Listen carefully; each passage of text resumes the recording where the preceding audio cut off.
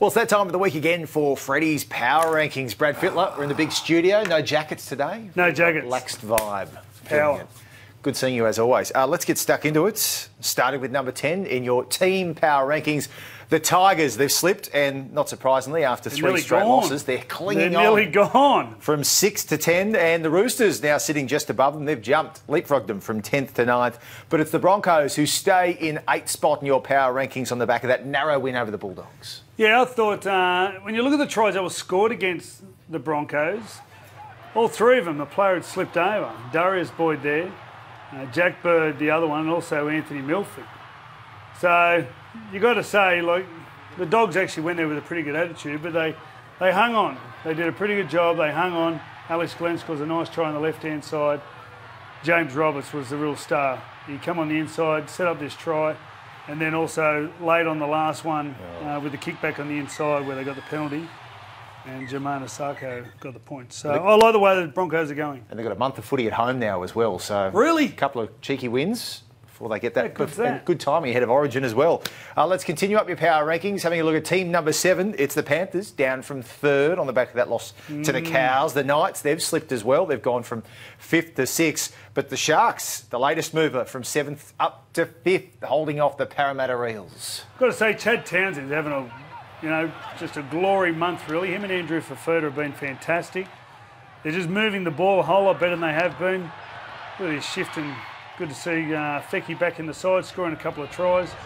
Beautiful work from Holmes. That's the position he wanted to play. And there's that man I was talking about, Chad Townsend. So on the back of them two, I think him and Fafita have really turned this club around. Paul Gallen's back this week, so it'll be interesting how that impacts the team. But love the way they're playing at the moment. OK, they're in 5th spot, the Sharks, on the back of that win. Let's look at team number 4. And they've been going very nicely, jumping from 9th to 4th spot, the Rabbitohs. That's a big jump. Humming along. That's a leap, a bounce. 36-18 over the Knights. Good bounce back from that loss to the Broncos the previous week. Yeah, they're very good. They get Sam Burgess back this week. Across the park, there's Campbell Graham. He hasn't played for quite a while. He had a foot injury. Damien Cook still causing damage at a dummy half. Look at that speed. Bang. But across the park, Cody Walker was great last week under really tough circumstances, and Greg Inglis, that left-hand side is just causing havoc against everyone. So they're good to watch. All right, there's been chaos amongst your top 3 in your power rankings this week, Brad. Yes. Some big movement. Let's have a look. Ahead of the Rabbitohs, now sit the Warriors from 4th to 3rd. They've gone on the move after a much-needed win. The Storm, though, have slipped from top spot.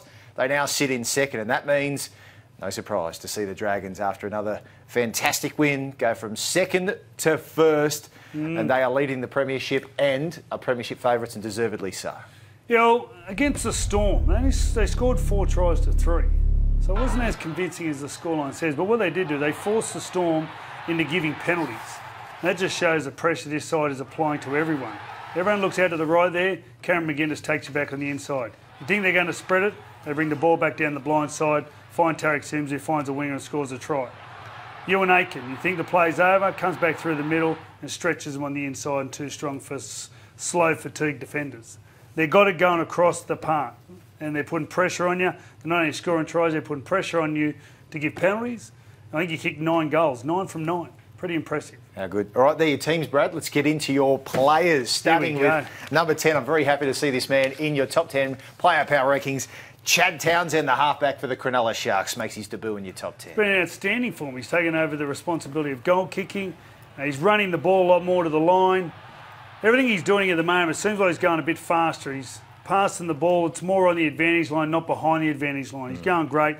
Him and Andrew Freddy are doing a great job for the Sharks at the moment. All right, let's continue up the ladder. A couple of newbies in your top 10. Cameron Munster sitting in 9th for the Melbourne Storm. Ahead of him, Tavita Pengai Jr. gets in the 8th spot. And number 7. The weapon's back. A new arrival. How good. Jason Taumalolo showing signs of old. He was running at 200 metres a game last year. He's been saying that he needed to back it up this year. It's taken a while, but he was there in Bathurst. Look at that.